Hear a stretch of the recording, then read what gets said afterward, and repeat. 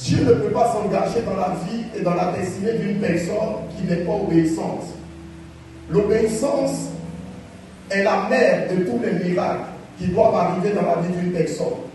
À chaque fois que Dieu doit intervenir dans la vie d'une personne, Dieu va soumettre d'abord la personne à un test appelé le test de l'obéissance. À l'aube de la bénédiction de Dieu, Dieu va d'abord vous soumettre à un test.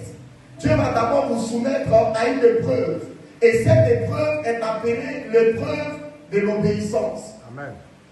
C'est la raison pour laquelle le diable va lutter, le diable va travailler, le diable va veiller nuit et jour à ce que vous ne soyez pas obéissant vis-à-vis de Dieu.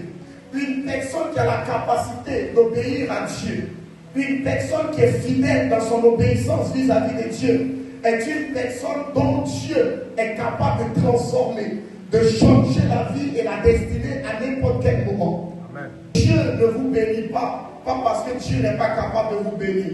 Dieu ne vous bénit pas pour la simple raison que Dieu n'a pas confiance en vous. Aussi longtemps que Dieu n'est pas rassuré que tu seras obéissant, à n'importe quel moment où il te parlera, Dieu ne va pas te bénir et t'emmener à un certain niveau.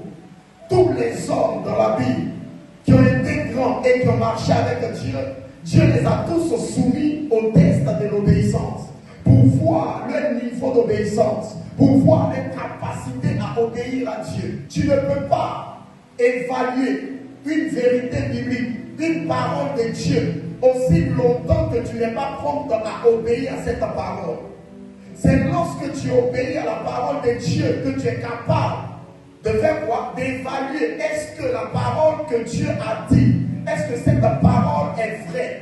À chaque promesse de Dieu est attaché un test d'obéissance. Et aussi longtemps que tu n'obéis pas à cette parole, tu ne verras pas la promesse de Dieu s'accomplir dans ta